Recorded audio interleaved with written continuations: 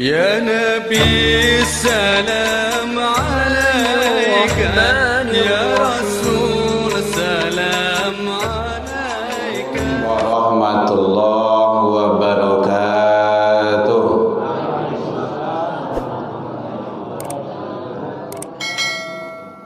الحمد لله الذي نحمده ونستعينه ونستغفره ونعوذ بالله من شرور أنفسنا من سيئات أعمالنا من يهده الله فلا مضل له ومن يضلل فلا هادي له أشهد أن لا إله إلا الله وحده لا شريك له وأشهد أن سيدنا ونبينا محمد صلى الله عليه وسلم الذي أخرج الناس من الظلمات إلى النور ويهديهم إلى صراط المستقيم. أما بعد, puji dan syukur kembali kita ucapkan kehadirat Allah Subhanahu wa taala. Alhamdulillah, biidznillah wa qadarullah, dengan izin Allah Subhanahu wa taala. Sampai ini malam Allah masih berikan kepada kita umur panjang. Allah masih berikan kepada kita kesehatan. Allah masih titipkan kepada kita waktu luang dan kesempatan serta keistiqomahan hati. Itu hanya ada bagi hamba-hamba pilihan. Tidak semua manusia yang memiliki dan punya itu. Kadang umur lai panjang, badan tak sehat. Badan sehat, umur panjang, waktu luang tidak ada untuk ibadah ke masjid. Waktu luang ada, badan sehat, umur lai panjang, kadang kurang istiqomah pula. Apalagi kalau hari hujan dari tadi, gerimis, ada alasan untuk tidak ke rumah ibadah untuk ibadah. Dan itu ada pada kita. Alhamdulillah, umur panjang, badan sehat, waktu luang ada, kita istiqomah dan hadir di Masjid Ikhwanul Muslimin. Mudah-mudahan kita selalu istiqomah dalam rangka kita menuju dan meraih ridha Allah Subhanahu wa taala. Selawat dan salam kepada Nabi besar Muhammad sallallahu alaihi wasallam. Allahumma salli ala Muhammad wa ala ali Muhammad. Bapak Ibu pengurus Masjid Ikhwanul Muslimin yang hadir, yang sama kita hormati, Bapak Ibu tokoh masyarakat, tokoh agama, tokoh pendidikan, anak-anak kita yang hadir bersama kita, walaupun perwakilan anak yang ada di komplek ini, alhamdulillah kalayadu yudu. Mudah-mudahan inilah yang akan menjadi cikal bakal yang istiqomah nanti di rumah ibadah. Amin ya rabbal alamin. Memang baik bu, memang seperti itu. Membawa anak ke Sarugo itu memang payah, banyak tantangannya. Tapi kalau membawa bayi maraton mudah. PK Gor itu sebentar itu. Romi patang sudah tangguh dah. Masih rayo tu Rami hijau. Tapi begitulah. Karena memang perjalanan terberat itu adalah menuju masjid. Yang lain dari itu lasuh itu. Jalan menuju surga itu memang penuh onak dan duri, banyak lika-likunya, banyak tanjakan, banyak tantangan, rintangan, halangan. Bagaimana kita untuk menyikapi itu semua? Makanya Umar bin Khattab ditanya, ya Umar, bagaimana caranya, apa yang dikatakan dengan, apa yang dimaksud dengan takwa itu? Takwa itu, kata beliau, engkau berjalan dalam suatu jalan, tapi jalan itu penuh dengan duri yang banyak, samping kiri kanan duri, yang diinjak pun duri. Bawa cara memijak duri itu, ya tentu berhati-hati. Bahas supaya kaki tidak keluko, kaki tidak kata tusuk. Itulah takwa. Engkau harus berhati-hati. Dan mudah-mudahan Bapak Ibu hadirin kaum muslimin, kita selalu istiqomah hadir dan duduk di majelis ilmu. Karena walaupun memang bantuannya remeh saja, ndak bau orang do, orang sangeneknya hari hujan lo, tetapi ternyata hadir dan duduk di majelis ilmu itu pahala yang sangat luar biasa. Dan sayangnya pahala itu ndak nampak kini do. Kalau awak mengadakan kegiatan di gor tu, lomba-lomba itu nampak ganjaran pahala, balasan itu nampak kulkas, sepeda, atau mungkin apa lagi kipas angin, atau hadiah-hadiah lainnya nampak. Dan itu berlari, bersigagih. Lalu kalau ada dopres yang banyak itu kan. Contoh yang mudah saja. Kemarin tanggal, kalau di Siko belum ada biaya, Pak. Senin. Itu orang tak pernah ke rumah saji, ya tiba tu. Hari Senin tu. Setidak mencelia orang lebih jauh. Baik menjapui daging, karena memang nampak. Balasan tu nampak. Kalau ndak begitu, lapeh kau. Boleh kawan. Ndak makan daging awak dah. Nampak. Walaupun hanya 1 kilo. Bahasa Minangnya 1 kilo, bahasa Indonesianya 1 kila. Tapi kita harus jambara ya, jambara hala buka yo. Kadang bolak-balik gitu. Alun je lah dah. Itu. Kena nampak. Tetapi pahala tu tak tampak. Dan itu pasti. Tapi kalau daging korban tu, kupon daging korban tu nampak, alun tentu pasti dah. Awak tiba kadang lagi yang lebih loh. Ndak sikor do tempat lain. Kupon berlebih daging lebih. Ada itu. Itulah tadinya kawan tak dapat dan dah.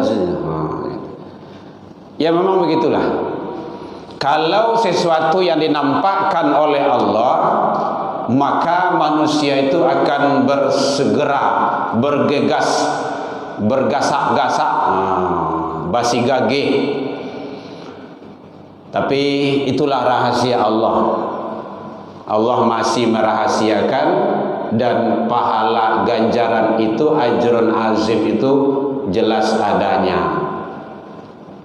Salah satu contoh saja, siapa yang sholat sunnah 2 rakaat sebelum subuh, sholat sunnah 2 rakaat sebelum subuh, khairu minad dunya wa fiha, lebih baik daripada dunia dan isinya.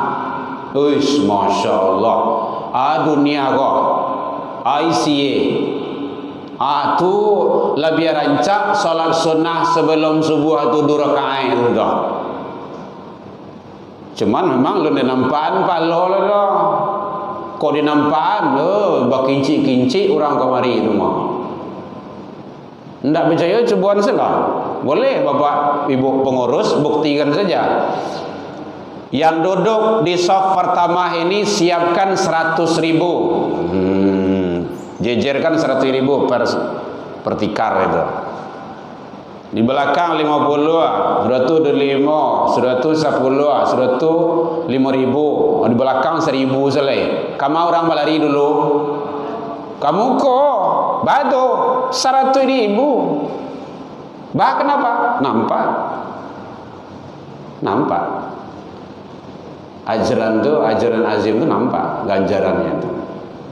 Nah, jadi mari kita selalu istiqomah Bapak Ibu, walaupun hari hujan-hujan, alhamdulillah kita salut sama ibu-ibu bapak di sini. Hujan hari tibojo gitu kan. Nah, itu adalah panggilan iman. Jadi Bapak Ibu tuh ke rumah saji itu untuk ibadah adalah panggilan iman. Kalau iman yang dekat dengan masjid, imannya yang dakek jo masjid, walaupun masjidnya jauh, walaupun hari hujan, patuh bakile eri, dia pasti datang. Kenapa? Karena iman tadi. Tapi kalau iman yang lama jarak, iman tu lah jauh dari rumah saji. Lepas lanci-lancian rumah you rumah saji yang tak ganti bohong dah. You pakai ilmu wasi saja tu. Atau bu, basi pakak, basian dia, basian yang tu. Ilmu basi lah gitu kan. Azan lah orang tu. Alhamdulillah, Bapak Ibu hadirin kaum muslimin, taqabbalallahu minna wa minni wa minkum. Saya atas nama pribadi dan keluarga mengucapkan minal aidin wal faizin, semoga ibadah adha kita, ibadah korban kita diterima di sisi Allah Subhanahu wa taala hendaknya. Dan kita yang melaksanakan ibadah-ibadah harian demi waktu, semoga diijabah di sisi Allah Subhanahu wa taala. Saudara kita yang melaksanakan ibadah panggilan ke Baitullah, semoga mendapat haji yang mabrur, laisal jaza ilal jannah. Haji yang mabrur itu tidak ada balasan kecuali adalah surga. Mudah-mudahan Allah memberikan yang terbaik. Hadirin kaum muslimin rahimakumullah. Ibadah kurban sudah kita jalankan. Idul Adha telah kita laksanakan dengan penuh keikhlasan, ketulusan dan ketundukan kepada Allah Subhanahu wa taala. Semua itu kita persembahkan adalah dalam rangka kita meraih ridha Allah Subhanahu wa taala. Sekarang kita lanjutkan kembali pembahasan kajian kita. Terakhir kemarin dalam fikih, dalam masalah berkenaan dengan kurban sebelum Idul Adha kemarin.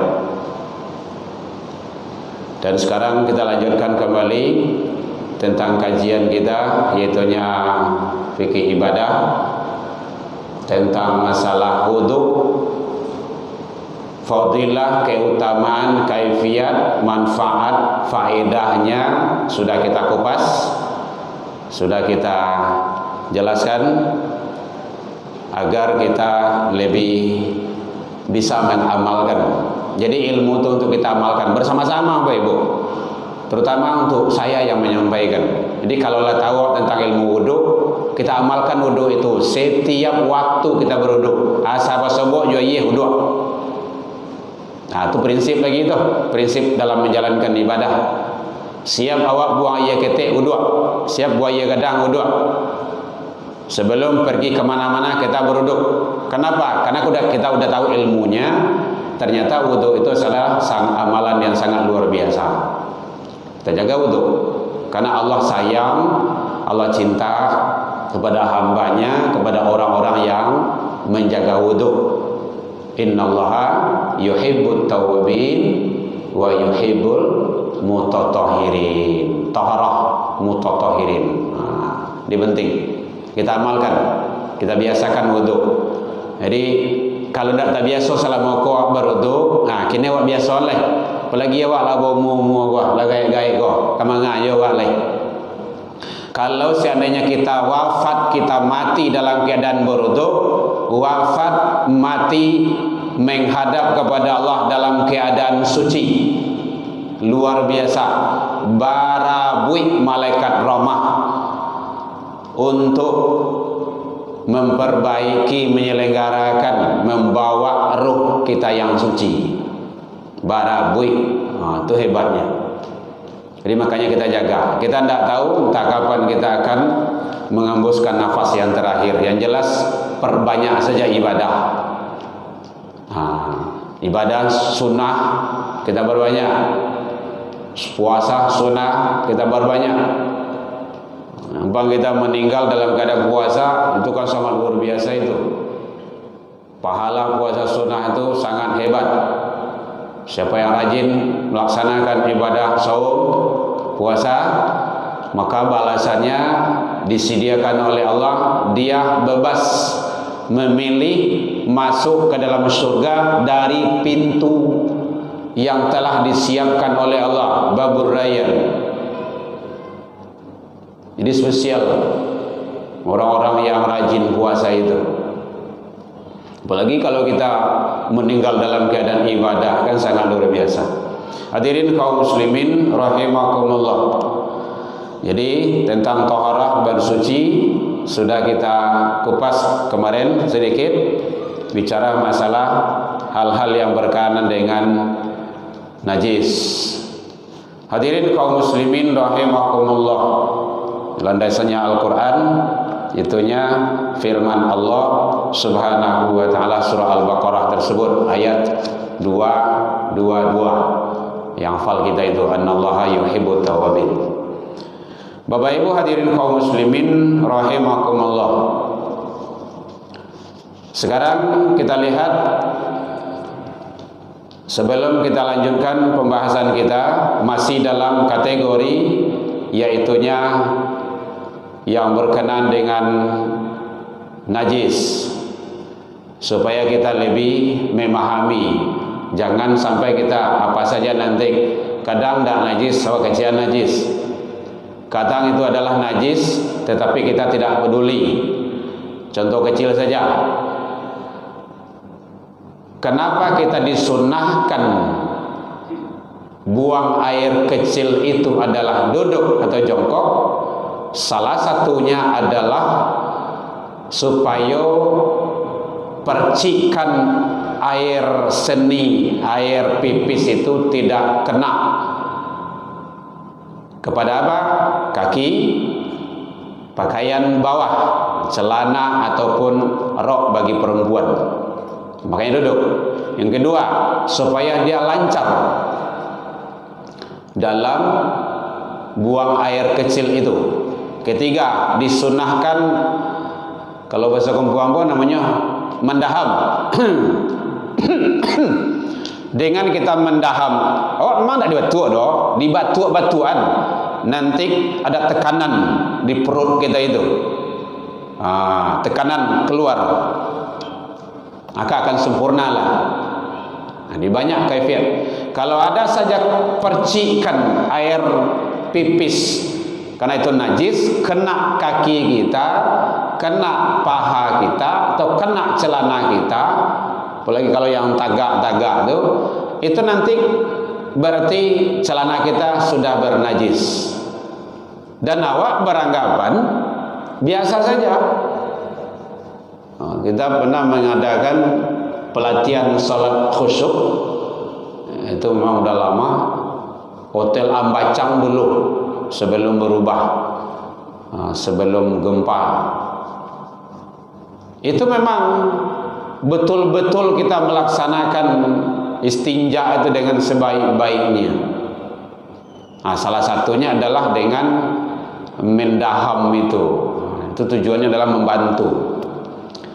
Bapak Ibu hadirin kaum muslimin rahimakumullah. Ini najis sesuatu yang kotor menurut dalam pandangan agama, dalam pandangan syariat, itu najis. Termasuk itu khamar. Khamar, minuman kareh itu, minuman arak itu rijusun, najis. Nah, nanti ada bagian najis itu, ada najis hukmiyah, ada najis ainiyah. Bapak Ibu hadirin kaum muslimin, di antara dalam kitab-kitab fikih yang dijelaskan yang tergolong ke dalam najis itu ada darah yang mengalir. Kalau sudah membeku itu nanti berubah, nanti dia itu nanah termasuk, dan sesuatu yang keluar dari kubul dan dubur. Kubul dan dubur, buang air kecil dan buang air besar, bukan kuburan. Kubul dan dubur, ini istilah-istilah ilmu fikih. Termasuk dalam kategori najis itu anjing dan babi. Makanya hati-hati. Memang ada ustadz yang menyampaikan, kalau kita banyak berkecimpung, bergaul, berteman dengan anjing, maka dipastikan dia tidak sholat. Kalau dia sholat, maka dia akan harus mengikuti aturan-aturan dalam ilmu fikih. Bado, ya, jilatan anjing, sentuhan anjing, kadang anjing dipeluk, kadang dibawa kamar, kadang dihiri, ada 5, 6 bagai. Kekuatannya lebih kuat pula dari kita. Makanya anjing itu dalam golongan najis. Kalau kita tersentuh hasil dari jilatannya, air liurnya, itu tidak cukup dicuci dengan sabun, dengan sampo, dengan air. Tidak. 1 kali campur tanah. Ada dalam hadis yang lain 1 kali air campur tanah. Harus tanah. Tidak boleh selain daripada tanah. Pasir tidak. Ada juga itu, kalau ibu-ibu itu alat-alat cuci piring itu apa namanya itu? Sabun singlai. Tidak bisa. Itu ada satu lagi itu bekas bakar itu apa namanya itu? Abu gosok. Tidak bisa. Harus tanah. Itu kan rumit itu. Setiap swantahwa berpelukan dengan anjing. Kadang sempat juga sapir yang berduo bagai. Ya mungkin kita tidak, tapi yang lain. Makanya YouTube nanti kalau didengar itu harus ikuti aturan main dalam agama. Tidak boleh. Tidak boleh dianggap enteng itu. Jadi anjing dan babi termasuk najis. Itu disamak istilahnya itu. Minuman keras, khamar tadi itu, ada Jason. Bagian anggota binatang yang telah terpisah dari tubuhnya. Apa sebut mungkin kaki jawi di situ tuh. Baru. Jawi masih hidup, najis itu. Kakinya tuh pahanya gitu kan. Mungkin nyobain di kawan malam tadi gitu kan. Nggak boleh. Jadi penting bagi kita bagaimana hal-hal yang perlu kita perhatikan di dalam agama itu. Bapak Ibu hadirin kaum muslimin rahimakumullah. Jadi itu golongan macam-macam, model-model tergolong ke dalam kategori najis dalam pandangan ilmu fikih. Agar kita mewaspadainya dan harus berhati-hati. Kalau yang tidak kita mengarah kepada sana, nanti dikhawatiran tidak sempurna nanti dalam pelaksanaan kita dalam beribadah kepada Allah Subhanahu wa taala. Pembagiannya diantaranya adalah golongan dalam ilmu fikih itu, ilmu dasar itu termasuk dalam fikih Islam lengkap, fikih sunnah itu secara garis besarnya ada namanya najis mukhaffafah, ringan. Ini contohnya kencing anak kecil, kencing bayi yang belum memakan makanan selain daripada ASI. Kalau ada ibu-ibu punya cucu awak tu belum makan jariangnya doh, alun makan nasinya doh, masih ASI dari ibunya, kita gendong. Awak kepai salat pakai makanah maghrib, tahu-tahu nyo kajamban dah ke awak.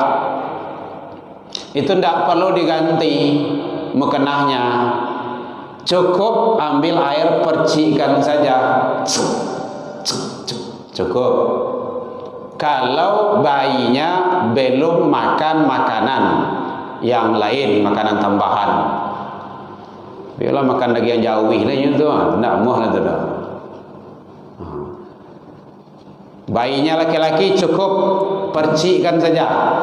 Kalau bayinya perempuan sampai basah, mengalir airnya sampai basah, itu istilahnya. Laki-laki cukup. Oh betul beda laki-laki perempuan. Iya, karena perempuan ini enggak nostek gitu kan, enggak kare saya. Maka sampai ngalir airnya, sampai basah. Itu najis ringan, jadi tidak perlu diganti. Oh, kalau ingin mengganti ya silakan, tidak apa-apa. Tapi kalau tidak diganti boleh, cukup dipercikkan saja, bisa. Itu sudah memenuhi syarat dan sah dibawa untuk sholat. Gitu. Tapi uduk lagi, karena udah kena tadi. Tapi pakaian itu maksudnya. Bapak Ibu hadirin kaum muslimin, ada najis mughallazah, berat. Nah, yang barik kah? 7 kali 1 kali air campur tanah. Kenapa tanah?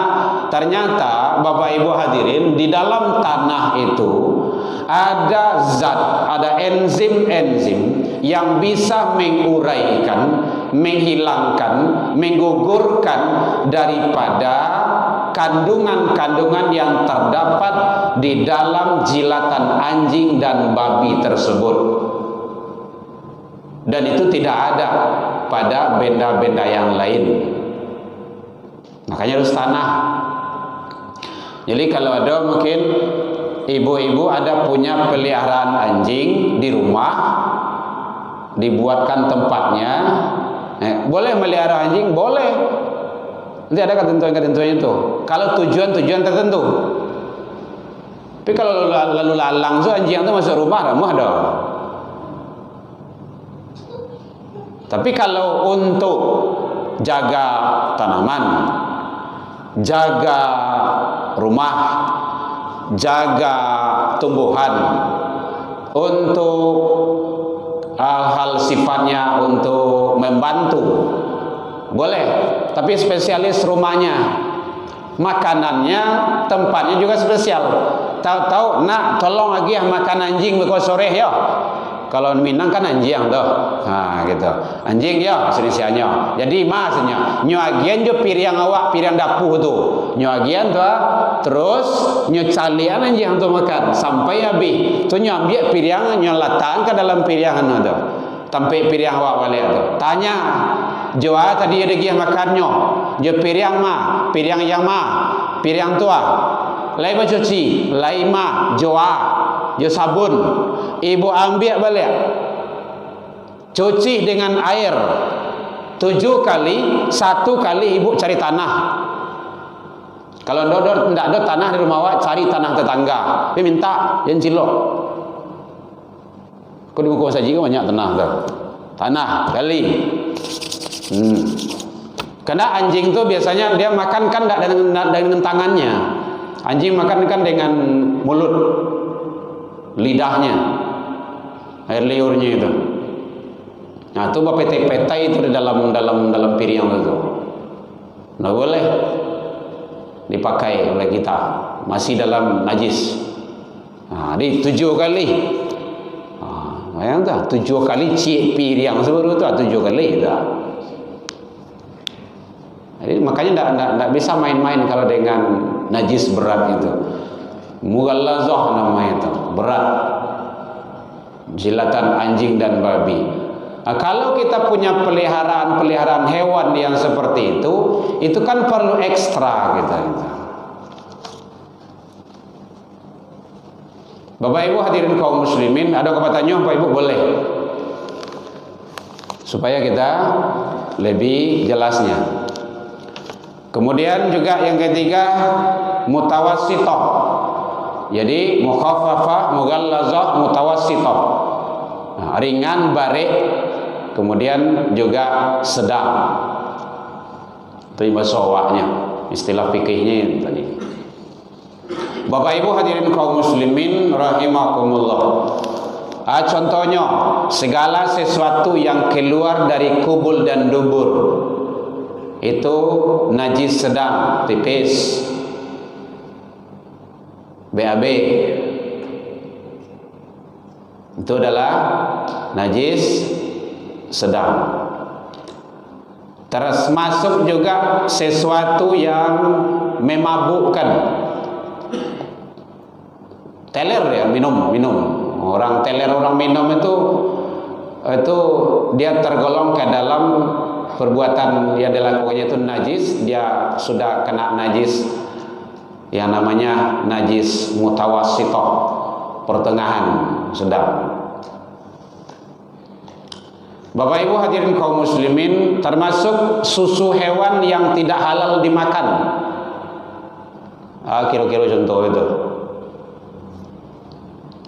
Hewan yang tidak halal dimakan, susunya. Kucing. Jangan satu tolong nyusu kucing. Harimau. Beruang. Lesok nasi isi susu beruang tuh. Kadang awak dibohong-bohong ya, oke. Ya. Tulang termasuk najis sedang, tulang. Makanya Bapak Ibu kalau ada pai haji dan umrah, kok kembali gua tasbih, jangan yang tabuik dari tulang untuk. Oh, kok rancak? Iya rancak, tapi najis. Yang kayu boleh. Ndak, saya menyarankan saja. Nah, gitu. Ambo dapat dari guru lu kayak gitu. Guru, udah tasbih. Oh, ini apa nih? Dari tulang untuk. Oh, ini enggak baik. Oh, gitu. Ya. Tulang. Termasuk kulit dan bulu-bulunya yang terpisah disembelih tanpa menyebut nama Allah. Sudah berubah. Bapak Ibu hadirin kaum muslimin rahimakumullah, itu golongan kepada kelompok najis. Mukhaffafah, mughallazah, mutawassithah, ringan, berat dan sedang. Contoh-contohnya sudah kita sampaikan supaya bisa membedakannya, dan kita tahu itu dihindarkan. Jadi yang keluar dari organ tubuh kita itu najis sedang. Buang aja ketek. Ataupun termasuk mungkin yang keluar dari kubul dan dubur kita itu emas, ameh, tetap golongan daripada najis, dan itu harus dibersihkan dulu. Bapak Ibu hadirin kaum muslimin rahimakumullah,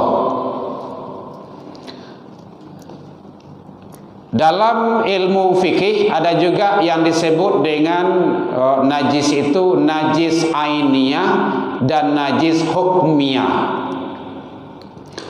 Najis ainiyah itu dia berwujud nampak. Ainiyah itu pandangan awak, nampak najisnya itu dan dapat dilihat. Itu bersihan tuh. Contoh, mungkin kita terinjak apa di luar sana gitu kan. Awak tidak tahu, tentu dia tahu di kawan, nampak. Berarti berwujud, nampak dia. Itu ainiyah, bersihkan. Kalau di kampung dulu mau mengaji cara membersihkan najis itu, bara mulu rukun basuci itu, itu mana mengaji itu. 3 para karo. Pertama, menghilangkan rupa najis, bantu hilangkan tuh. Kalau nampak, hilangkan. Jangan sampai nampak. Yang kedua, menghilangkan rasa najis. Jadi kalau tidak nampak lah tahi ayam tu, kanai kaki awak atau kanai mekenah kita, tidak nampak lah lawa pada siang tidak nampak lah Masuk yang kedua, menghilangkan rasa najis, raso tu diresek. Kalau masih licin juga masih ada najisnya. Sampai kasek. Tuh, kasek tahu? Bahasa Minang tuh, kasat. Kasat ya. Kasek. Bahasa awak salah, kasek. Sampai kasek. Kadang-kadang payah lah boleh bahasa dibonkan oleh. Nah, sampai kasih. La kasih tu itulah masuk poin yang ketiga tu. Yang kedua tu. Dan ketiga menghilangkan bau najis. Ambil mukena ibu tu atau kain tadi tu cium. Masih bau tahi ayam atau tidak? Kalau masih bau tahi ayam, bersihkan lagi. Karena belum masuk dalam kategori yang ketiga. Rupanya sudah hilang, kemudian rasanya sudah hilang, tapi baunya masih. Menghilangkan bau najis, dicium. Masih pahit je berumur tu. Diporoh tadi. Dibersihkan tadi. Itulah gunanya alat-alat pembersih itu, deterjen. Itu tujuannya. Kalau upaya itu sudah kita lakukan, maka sudah kita berusaha untuk semaksimal mungkin dalam rangka menjaga agar tidak ada najis di dalam peralatan kita. Apakah pakaian, badan, ataupun tempat. Nanti ruang lingkupnya itu tuh dalam kategori untuk pelaksanaan ibadah. Itu najis ainiyah, nampak wujudnya berupa. Yang kedua ada najis hukmiyah, secara hukum. Nyo nak nampak lewat dah. Contohnya, mungkin hari pane, awak berjalan dari rumah pergi ke masjid, pergi ibadah. Mungkin celana awak agak di bawah sete, atau maleo-leo baju awak talakuang tu, kain saruang. Dan itu najis lengket itu, debu-debu yang ada di celana kita itu atau di talakuang tu. Maka cukup kalau di kampung dikiroan, posisi dikirapkan. Repot kali ni. Cukup dikirap. Gitu. Dikiroan saja. Dikipas ya. Dikepihan. Gitu. Makanya kita sering sampaikan kayak anak-anak baju celana sebelum dipakai kiroan dulu, kipihan dulu. Yang kadang-kadang jin lalu situ pakai, batinggi lah nyo pakai. Gitu. Kiroan, kipaskan. Kan sunnah itu sebelum tidur itu kan sampai tidur itu kan sunnah dikipihan dulu. Gitu. Karena memang monjak-onjaknya di kasur itu, dia awak dah nampak dah.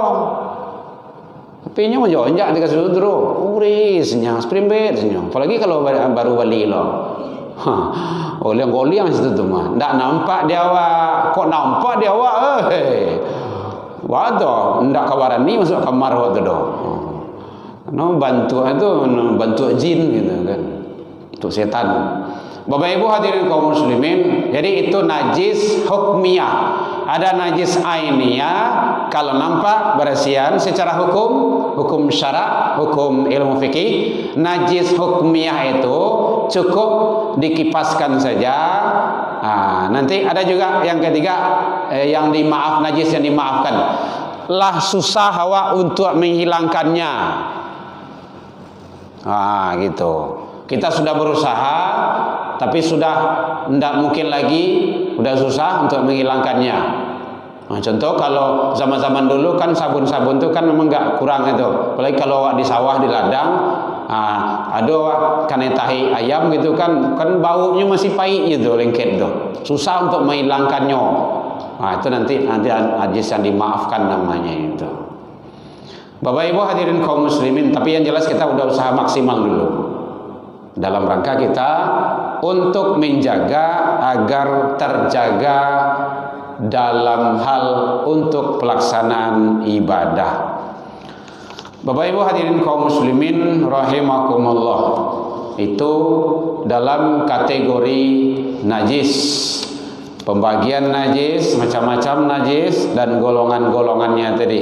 Karena sesuatu hal yang kotor dalam pandangan syarak atau agama. Jadi makanya jangan dilakukan hal yang seperti itu. Ada yang ditanya boleh Bapak Ibu? Silakan. Jangan bayar nak Pak. Nyamuk kayaknya bertapuk berdarah Pak. Nyamuk ditapuk berdarahnya. Tidak apa-apa. Karena nyamuk itu bukan darah yang mengalir.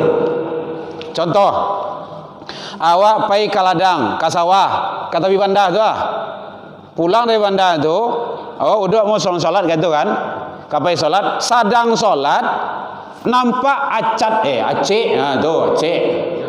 Acat lo bagi. Acik menggigit awak. Acik tahu bu ya? Ndak lintah doa acik. Lintah jadi dia terserah lah. Lah kadang, lah merah lah merah. Hampir nu lah kanyang Tapi lah buang, tapi nya masih makan. Ndak tangganya doh. Awak sedang salat, lanjutkan salat. Boleh. Karena darah tapi kalau nyo lape mengalir darah keluar, salat batal. Nyamuk tidak darah mengalir. Nah, gitu. Tapi kalau bisa sebaiknya jangan ditokok, jangan dipukul dalam sholat. Diambui saja. Kena dia tidak usah diambui. Nanti dia akan lari saja itu. Nya kanyang lah mah. Biasalah nya. Nyamuk tu kan nya ndak membawa apa dah mah, ndak membawa karuang dah mah, ndak membawa asoi dah. Untuk paru inyo, paru ini ketiknya. Nyamuk tu ada gunanya itu. Banyak orang yang menjadi profesor gara-gara nyamuk. Jangan berang-berang lah ke nyamuk, oke. Iya benar itu, Bu. Dalam Al-Quran kan ada itu. Saya tidak malu menciptakan semisal nyamuk, bahkan lebih halus dari itu, kata Allah. Surah Al-Baqarah ada. Gitu. Karena ada memang tujuan-tujuan. Jadi kalau digigit lintah, digigit acik, kemudian dia nampak sedang solat di awak di kaki awak, lanjutkan solat. Kalau lain tidak tangganya, darah tidak mengalir. Tapi kalau dia sudah tangga, lah mengalir darah keluar darah awak tu, solat batal. Itu ulang lagi solatnya. Sama dengan nyamuk tadi itu. Ya Pak ya. Yang lain Ibu boleh? Sama saja. Mana tahu kan ada kaum perempuan, kaum wanita itu sedang sholat, dia datang halangan. Batalkan sholat, berhenti, jangan lanjutkan. Tangguang Pak, tangguang. Karena hadas sudah datang. Oh itu sudah dapat pahala sudah. Ibu sudah dapat pahala sholat. Kenapa? Karena sudah ibadah. Dalam pelaksanaan ibadah langsung, dan itu kan tamu tak diundang. Ibu kan tidak menginginkan itu. Itu fitrah, sunatullah. Ibu ya. Yang lain boleh? Bapak Ibu hadirin kaum muslimin rahimakumullah. Jadi antara najis dengan pelaksanaan ibadah itu kaitan sangat erat sekali.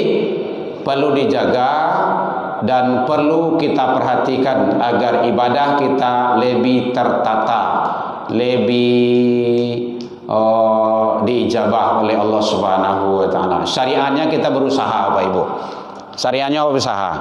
Memang kalau dikaji secara ilmu seluruh organ tubuh awak kok mengandung najis adanya kok. Dalam hidung ada najis. Hidung namanya, telinga namanya. Memang di tubuh awak kan memang. Tetapi dalam pandangan ilmu syariat kita berusaha untuk membersihkannya dulu. Lah mengikuti aturan syariat sudah. Gitu. Hakikatnya kita serahkan kepada Allah Subhanahu wa taala. Bapak Ibu hadirin kaum muslimin rahimakumullah.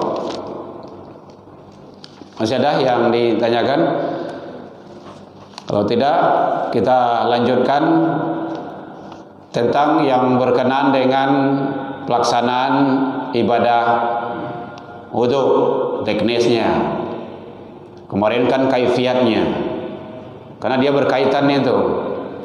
Najis, wudu tidak akan sah kalau kita bernajis, baik najis kecil, sedang, apalagi kalau najis besar. Makanya perlu itu kita jaga. Apalagi kalau seandainya ya bersyukurlah Bapak Ibu kita ini sebagai orang Islam. Bersyukur bana. Bama kau gitu. Karena setiap waktu kita selalu bersuci. Tuh saudara-saudara kita itu dari sisi satu sisi kan sangat luar biasa itu. Lihat saudara Hawa yang non Islam itu bilunya bersuci.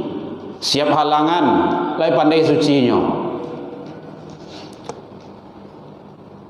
Atau setelah dia kalau laki-laki mimpi basah, lai pandainya bersuci.